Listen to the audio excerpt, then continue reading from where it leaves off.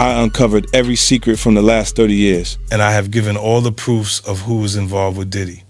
I have presented the videotape of Diddy's parties as evidence. Now no one can save Diddy and the other celebs. Jay-Z. Some stories are never written. They're whispered, behind closed doors, private gatherings, invite-only nights, rooms where phones are taken away, and questions are never asked. Names that never appear together publicly, yet always exist in the same inner circles. Unspoken relationships, hidden alliances, and stories so disturbing, they're never denied, only ignored. For years, the same accusations have followed the same powerful figures, not proven, not erased, just buried under silence. And when 50 Cent started joking about it, posting, hinting, laughing, people didn't ask what he meant. They asked why he was brave enough to say anything at all. This isn't a documentary about guilt. It's about protection, about power, and about everything that happens when the doors are closed. For years, the stories didn't arrive as headlines. They arrived as whispers. Not one voice, not one moment, but the same kind of story, told by different people in different years, always ending the same way. Silence. There were allegations, not shouted, not proven, just passed quietly from one conversation to another. Claims of adult misconduct that never reached a courtroom. Inappropriate behavior stories that surfaced briefly, then disappeared. Accounts of things that allegedly happened behind closed doors. Never detailed, never clarified, never addressed. What made them unsettling wasn't the lack of proof, it was the consistency. Different sources, different timelines, same tone. People would say, "I can't talk about it," or "That's not something you question," or worse, "Everyone already knows." And that's where it gets uncomfortable. Because when something isn't denied, and isn't corrected, and isn't explained, it doesn't go away. It settles. These weren't stories pushed by tabloids chasing clicks. They existed long before social media made rumors loud. Back when information moved slowly, through managers, assistants, industry friends, and people who suddenly stopped returning calls.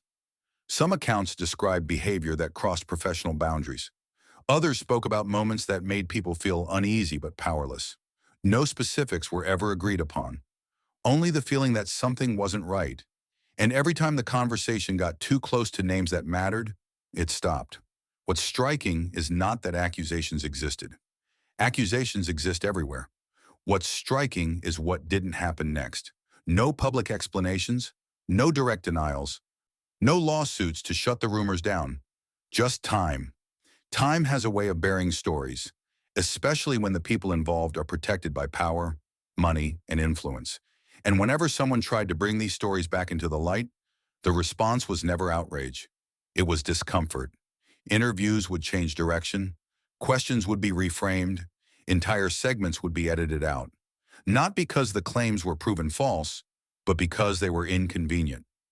Some insiders later described these moments as open secrets, things you were warned not to repeat, not because they were lies, but because repeating them came with consequences.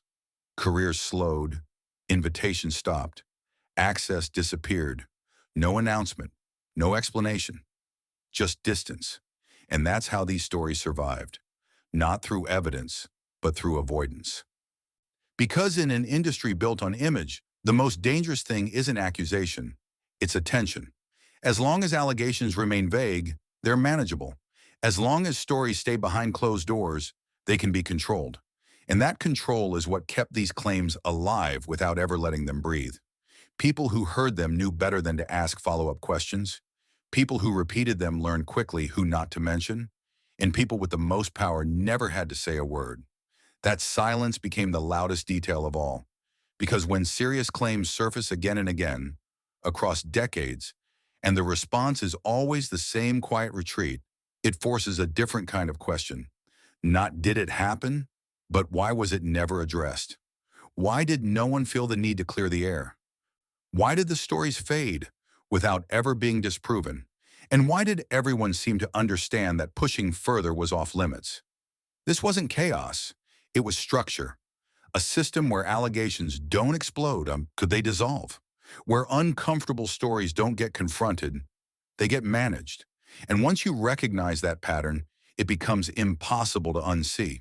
Because this wasn't about one rumor, it was about many. Not one accusation, but a long trail of claims that all ended the same way, quietly.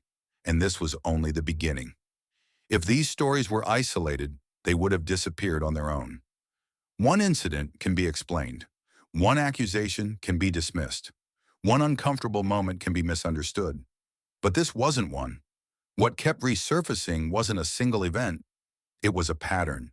Different years, different places. Different people telling similar stories without ever speaking to each other. That's when the conversation quietly shifts from what happened to who was always present. Because every time something uncomfortable surfaced, the same names seemed to orbit the situation. Not always at the center, sometimes on the edge, sometimes in the background. Hidden alliances don't announce themselves. They don't show up in photos. They don't trend. They exist in timing. Who steps in when questions get asked? Who makes a call that changes the direction of a story? Who ensures something fades instead of escalating? Behind the scenes, influence doesn't look dramatic. It looks routine.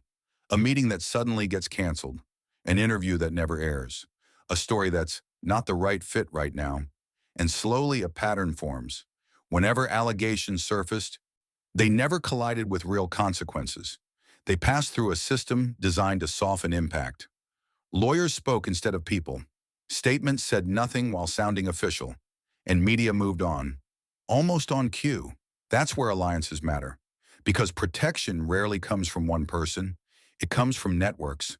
Shared interests, shared risks, shared reasons to keep things quiet. These weren't public friendships. They were strategic relationships. The kind that only activate when needed. You could see it in how fast narratives changed, in how quickly attention shifted to something else, in how certain stories were treated as old news before they were ever examined. And what's most revealing is how predictable it all became. Accusation appears. Coverage stays cautious. No follow-up questions.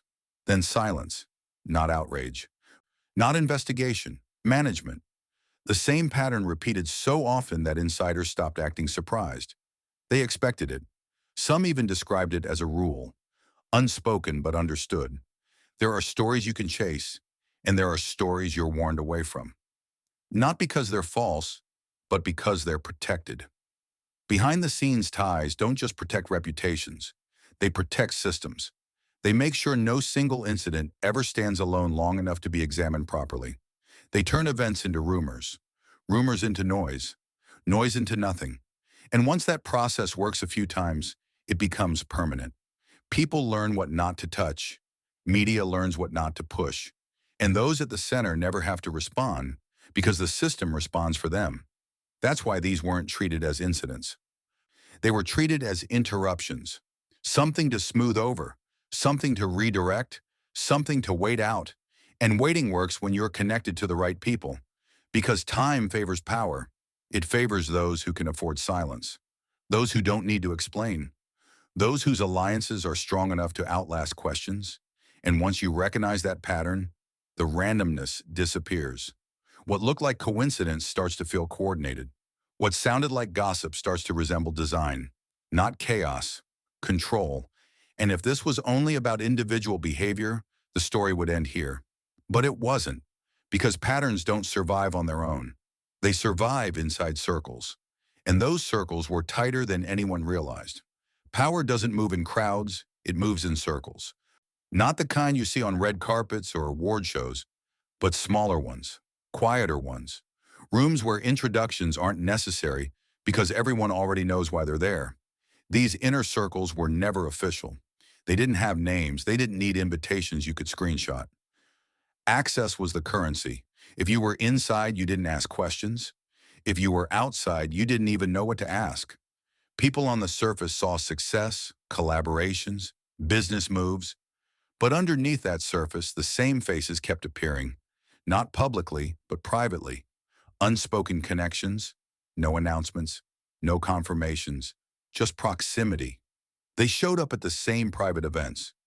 traveled through the same cities at the same time, shared the same advisors, the same fixers, the same trusted intermediaries.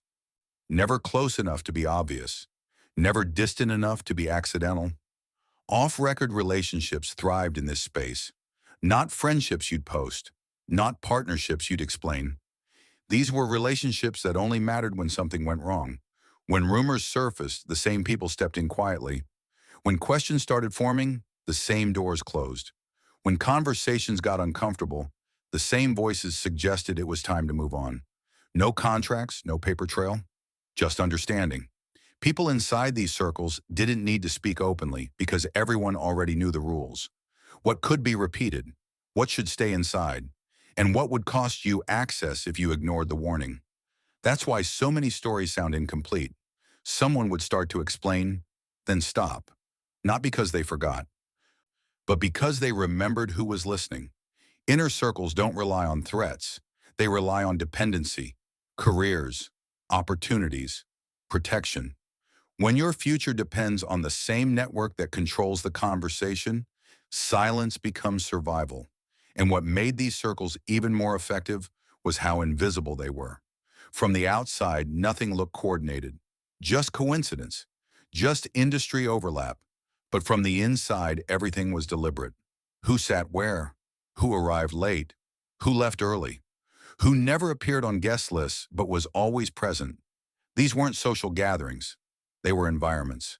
Spaces where boundaries blurred, where behavior that would never be tolerated publicly became negotiable privately.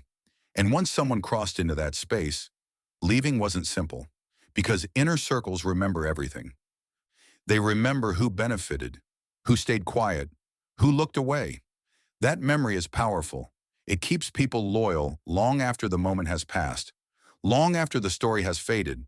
And this is why certain questions never make it far.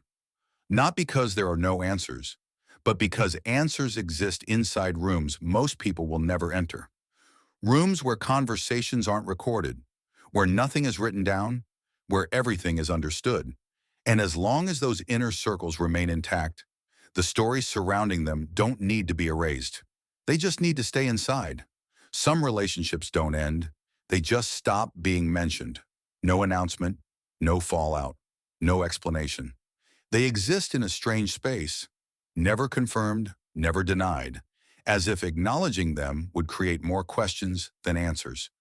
People noticed who stayed close, who drifted in and out quietly, who was present for years without ever being publicly acknowledged. Unconfirmed associations have a pattern of their own. They don't show up in interviews. They don't get captions. They don't get timelines, yet somehow they last longer than most public partnerships. Never acknowledged bonds aren't built on publicity. They're built on usefulness. Who can be trusted? Who understands the rules? Who knows when to stay silent? From the outside, it looks like coincidence. From the inside, it feels intentional. Privately maintained relationships survive because they don't ask for attention. They don't need validation. They only activate when necessary. When situations become uncomfortable, when rumors start to resurface, when someone needs access or protection, that's when these relationships matter most. What's unsettling isn't that these bonds existed. It's that no one ever felt the need to explain them. In an industry obsessed with image, silence is rarely accidental. Every public relationship comes with a narrative. How they met, why they worked together, why it ended. But these relationships skipped all of that. They existed without context, without labels, without closure. And when people tried to connect the dots, they were told there was nothing to see. Not because nothing was there, but because whatever was there wasn't meant to be discussed. Some insiders later described these bonds as understandings. Not deals, not friendships, understandings. The kind that don't need to be spoken aloud because everyone involved already knows the boundaries. Who can be mentioned? Who can't? What questions are safe? Which ones aren't? These relationships often spanned years, sometimes decades. They survived controversies. They survived public distance. They even survived moments where cutting ties would have looked logical. But logic doesn't apply when silence serves a purpose. What's more revealing is how these bonds reacted under pressure. When accusations surfaced, they didn't collapse. They tightened. Publicly, people stepped back. Privately, the connections remained intact. That contrast told its own story, because relationships that are truly meaningless don't require careful handling. They fade naturally. These didn't. They were preserved. And the lack of explanation became part of the strategy. No statements meant no contradictions. No confirmation meant no accountability. No denial meant no escalation. Just ambiguity. And ambiguity, when paired with power, becomes protection. People outside these circles kept asking the same question. Why won't anyone just explain it? But the people inside already knew the answer. Explaining creates records. Records create responsibility. And these relationships were designed to exist without either. That's why they remain some of the most unsettling parts of this story. Not because we know what they were, but because no one ever felt comfortable telling us what they weren't. And when relationships survive only in silence, the silence itself becomes the explanation. Power doesn't always raise its voice. Sometimes it just leans in. It changes the atmosphere of a room without saying a word. It decides who feels comfortable speaking and who suddenly feels small. That's how imbalance begins. Not with force, not with threats, but with influence. In spaces controlled by powerful people, opportunity and authority often sit at the same table. Careers are discussed, doors are opened, futures are implied. And when that happens, boundaries don't disappear. They blur. Connections that were never explained started to matter here. Not because they were romantic, not because they were public, but because they placed certain people closer to power than others. When access becomes rare, it becomes valuable. When it becomes valuable, it becomes leverage. That's where discomfort quietly enters the story. People began describing situations where saying no didn't feel simple. Not because anyone said they couldn't, but because the cost of refusal felt heavier than the moment itself. Inappropriate power dynamics don't announce themselves. They feel like pressure disguised as opportunity. A meeting that goes longer than expected, a setting that becomes more private than planned, a tone that shifts just enough to make someone question their position. And once that line feels crossed, even slightly, the imbalance becomes clear. Some accounts mentioned age gaps, not as numbers, not as details, but as context, differences in experience, differences in authority, differences in who had something to lose. Questionable age gap allegations weren't framed as scandals. They were framed as concerns. Concerns about influence, about maturity, about whether everyone in the room truly had the same power to choose. What makes these situations difficult to confront is how easily they can be dismissed. No evidence, no witnesses, no paper trail, just feelings people were told to ignore. And in an industry driven by ambition, ignoring discomfort becomes a skill.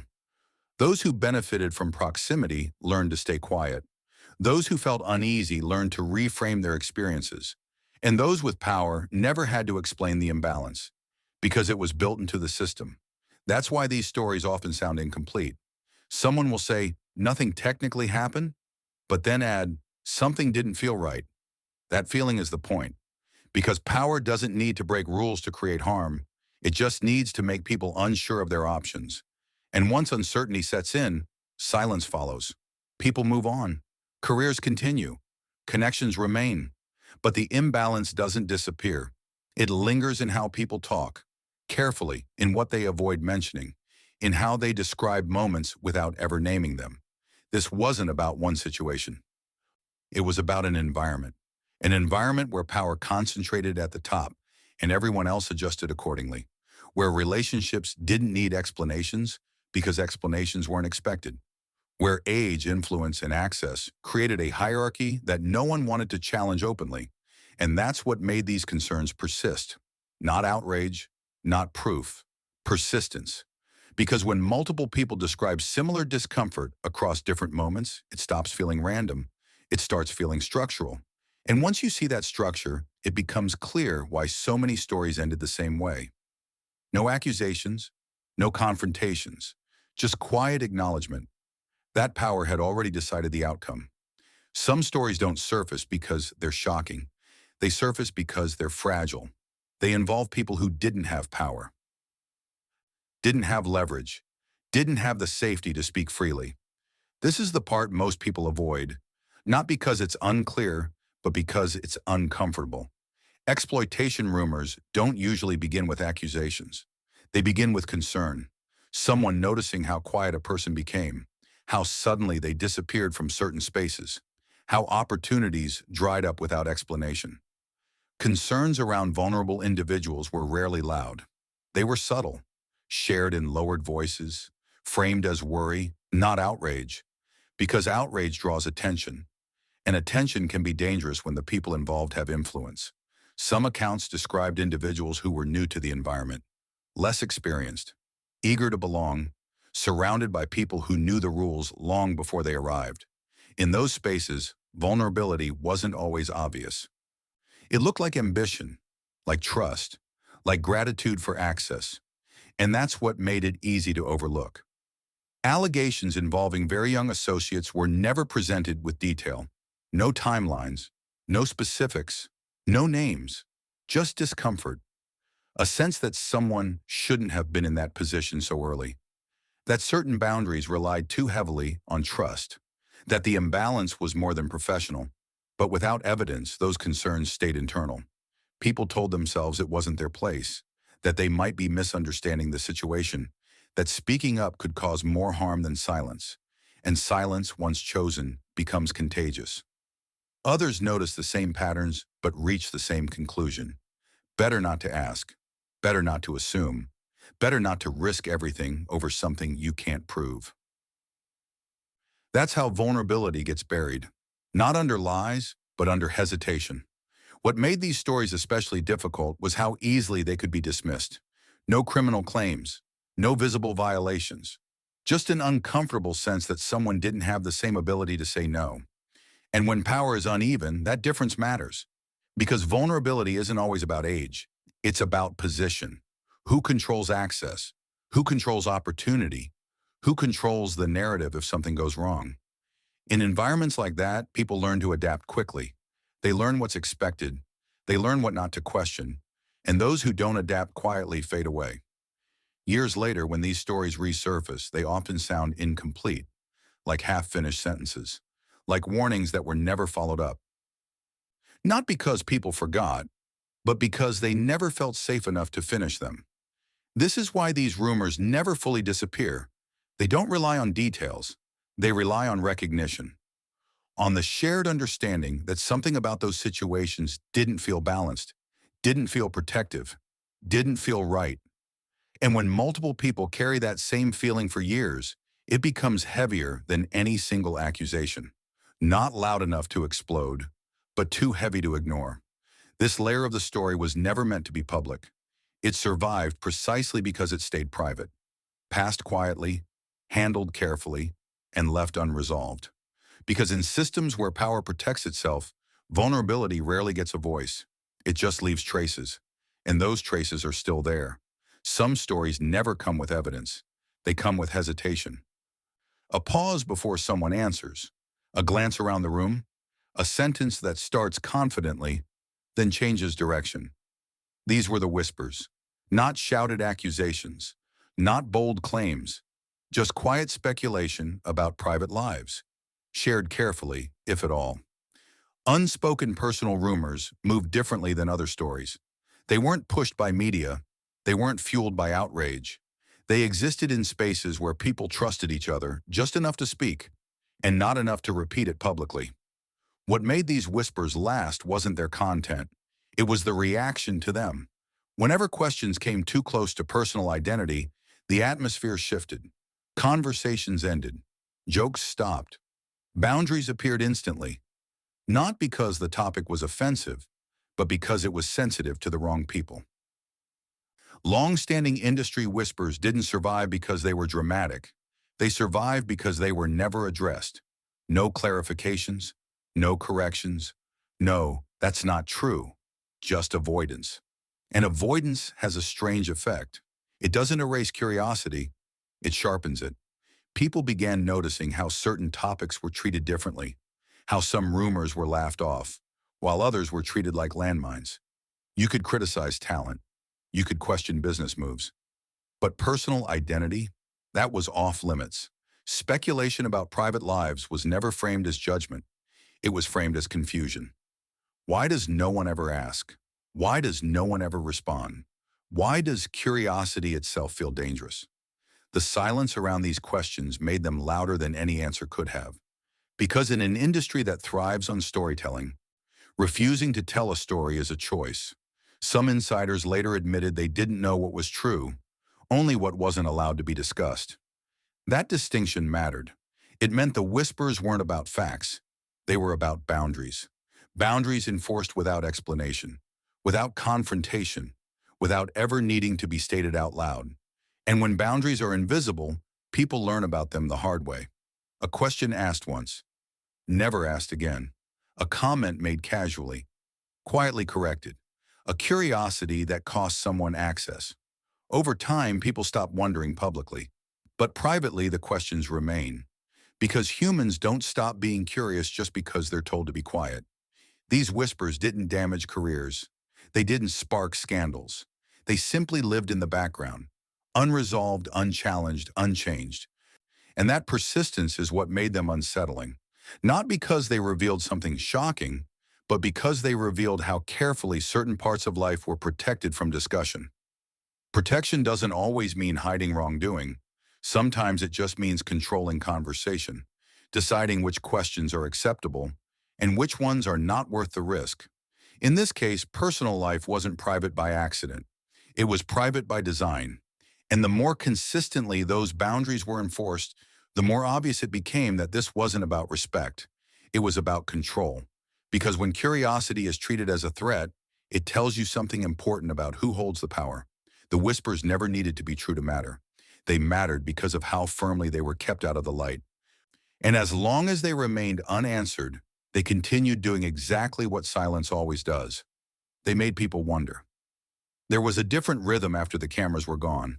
Not the kind you'd recognize from interviews or public appearances, but a quieter shift where the rules change without being announced. After-hours culture didn't begin with music. It began with control. Who was invited? Who wasn't? Who even knew these gatherings existed? Invite-only didn't mean exclusive in the glamorous sense. It meant selective. Access wasn't earned through talent alone. It came through proximity, through trust, through knowing how to behave when nothing was being recorded. These weren't events you stumbled into. They were environments you were allowed into. After-hours private events rarely had schedules. They didn't need them. People arrived when they were told, left when they felt it was time. No announcements, no social posts, no proof they ever happened. What made these spaces powerful wasn't what occurred inside them. It was what didn't. No press, no documentation, no accountability. Phones were discouraged long before anyone had to say it out loud. Media wasn't welcome, not because something illegal was expected, but because control mattered more than coverage. Inside these spaces, hierarchy was clear without being spoken. You could tell by who moved freely, who waited, who watched the room before speaking. Some people belonged there. Others were visitors. Questions around private identity often surfaced here, not directly, not openly, but in the way people navigated conversation. What topics were safe? What jokes landed? What subjects caused the room to tense up? After-hours culture didn't create rumors. It managed them. By keeping everything informal, unrecorded, easy to deny, nothing needed to be explained because nothing was officially acknowledged. And that's what made these environments so effective. If something uncomfortable happened, it wasn't an incident. It was a misunderstanding. If someone felt uneasy, it wasn't a problem. It was a personal issue. Without records, everything stayed subjective. These gatherings weren't chaotic. They were structured in a way that looked relaxed. People socialized, laughed, networked. But beneath that surface was an unspoken understanding. What happens here stays here. Not because of secrecy, but because of consequence. Those who respected the unspoken rules kept their access. Those who didn't quietly stopped getting invited. Over time, the guest list refined themselves. Only people who understood the environment remained. That's how after-hours culture sustained itself. Not through force, through familiarity. It normalized spaces where boundaries softened and expectations shifted without ever crossing lines that could be clearly named. And that ambiguity was the point, because ambiguity protects everyone at the top. No clear violations, no clear stories, just impressions that were difficult to explain without sounding uncertain. People left these spaces with feelings rather than facts, with memories that didn't translate well into accusations. And feelings don't hold up in public. They fade, which is exactly why these gatherings stayed powerful. They created situations that were hard to describe, easy to dismiss, and impossible to prove. After-hours culture didn't demand silence. It rewarded it. And once silence became part of the social contract, everything else took care of itself. The doors closed, the lights stayed low, and whatever happened inside never needed to be defended, because it was never officially there at all. By the time you reach the end of this story, one thing becomes clear. This was never about chaos. It was about control. A closed system doesn't need secrecy. It needs structure. Closed-door celebrations weren't hidden because they were rare. They were hidden because they were routine. Same locations, same faces, same understanding. Restricted access parties weren't about luxury. They were about filtration. Who gets in? Who stays out? Who gets close enough to matter?